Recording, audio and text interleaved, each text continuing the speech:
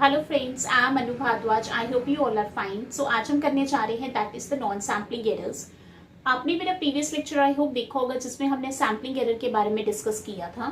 सो non sampling error basically है क्या? These are the errors that occur in acquiring, recording and tabulating the statistical data. That it means कि हो सकता है कि हमने एक्वायर किया हो उसमें एरर हो, या हमने जो ऐसा मेथड लगाया हो जो स्टडी के लिए सही ना हो, या हमने रिकॉर्डिंग के टाइम एरर जनरेट हो सकता है, या टैबलेटिंग मीन्स की प्रेजेंटेशन के टाइम भी एक एरर जो है वो हो सकता है। सो दैट मीन्स की नॉन सैम्पलिंग एरर एक ऐसे एरर्स होते हैं that occur in acquiring, in recording and tabulating the statistical data. जो नॉन सैम्पलिंग एरर है, these are the more serious than the sampling errors.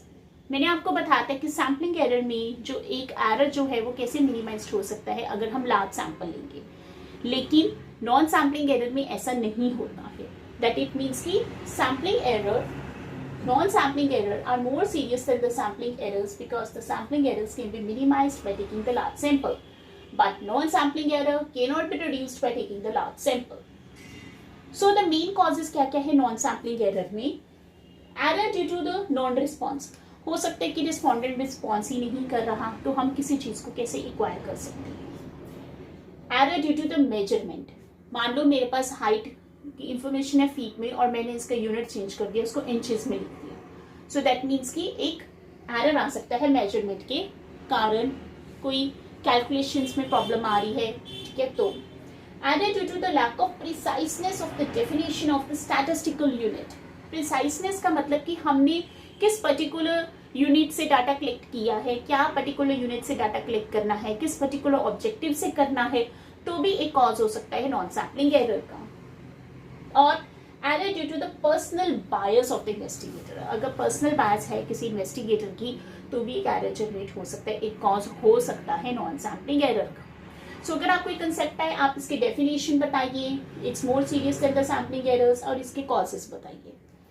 कुछ एग्जाम्पल्स है हमारे पास, जैसे कि error in data acquisition.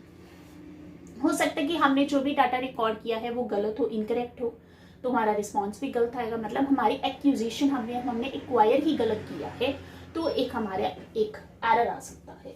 Non response error. हो सकता है investigator is unable to contact to a person, या पर्सन कह रहा है कि भी मुझे तो रिस्पॉन्स करना ही नहीं है, ठीक है, तो भी एक एरर जनरेट हो सकता है। इस केस में क्या है कि हमारे जो एक सैम्पलिंग ऑब्जेक्टिव्स है may not be the representatives. Next है सैम्पलिंग बायसनेस भी आ सकती है। हाउ, कैसे बायसनेस आ जाएगी हमारे पास? मान लो हो सकता है कि target population may not be included in the sample. हो सकता है कि जो हमारी, कई बार हम क्या करते हैं कि रेलेवेंट इन्फॉर्मेशन को छोड़ के एक इररेलेवेंट इन्फॉर्मेशन को कलेक्ट कर लेते हैं, तो भी एक सैम्पलिंग बायसनेस आ सकती है। So these are the examples of the non sampling errors.